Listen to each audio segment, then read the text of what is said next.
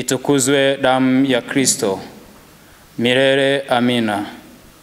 Karibu mpendwa mtazamaji wa Mwangaza Digital, nawe msikilizaji wa Mwangaza FM, sikilize ujumbe wa Mtakatifu Gaspari siku ya leo, tarehe 26 mwezi wa 6 2025. Kazi za Bwana zinazaliwa kwa machozi magumu na sadaka, lakini neema takatifu ndiyo fimbo ya fumbo letu na mwanzi wetu tegemezi. Mpendwa msikilizaji na mtazamaji wa Mwangaza Digital, katika maisha ya mwanadamu hasa ya kumfuasa Kristo zitakuwepo nyakati zenye changamoto, magumu na sadaka, ambapo kwazo tunapata kuimarika na kuwa wafuasi hodari na imara katika Ukristo wetu. Neema takatifu ya Mwenyezi Mungu ndiyo fimbo ya fumbo letu na mwanzi wetu tegemezi katika mapambano yetu ya maisha hapa duniani. Hivyo, tuitumaini na kuiomba neema ya Mungu ituongoze na kutusaidia kutenda sawa na mapenzi ya Mwenyezi Mungu. Maisha ya ufuasi wa Kristo sio maisha rahisi kama mfuasi ameamua kuambatana na hekima ya kidunia na mambo ya ulimwengu na kukimbia msalaba. Mambo hayo yanaweza yakawa kikwazo na changamoto kwake ya kuweza kumfikisha katika ukamilifu.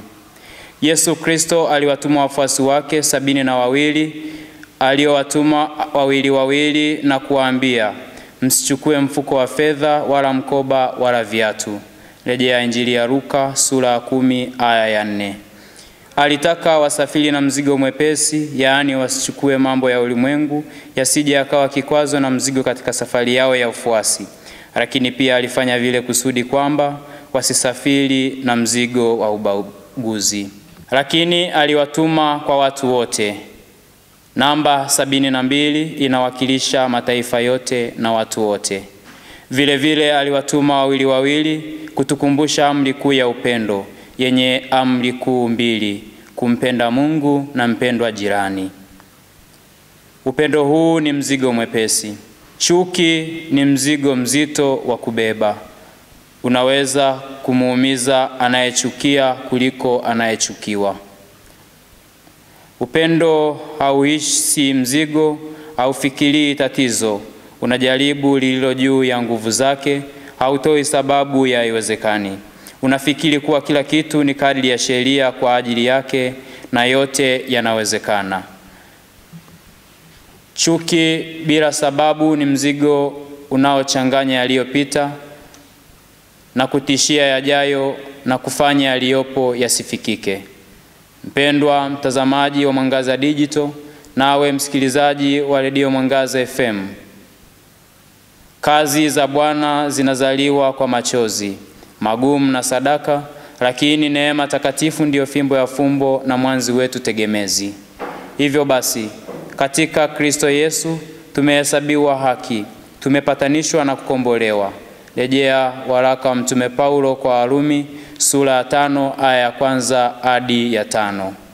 Basi tukiisha kuhesabiwa haki itokayo katika imani, na tuwe na amani kwa Mungu kwa ajili ya Bwana wetu Yesu Kristo, ambaye kwa yeye tumepata kwa njia ya imani kuitikia neema hii ambayo tunasimama ndani yake, na tufurahi katika tumaini la utukufu wa Mungu. Wala si hivyo tu, ila na tufurahi katika dhiki pia, tukijua ya kuwa dhiki kazi yake ni kuleta saburi, na kazi ya saburi ni uthabiti wa moyo, na kazi ya uthabiti wa moyo ni tumaini, na tumaini halitayarishi, kwa maana pendo la Mungu limekwisha kumiminwa katika mioyo yetu na Roho Mtakatifu tuliyepewa sisi. Itukuzwe damu ya Kristo. Milele amina. Niliyekuletea tafakari hii ni mimi Niwe Mgizi Jason, frateli wa shirika la misionari wa damu azizi ya Yesu.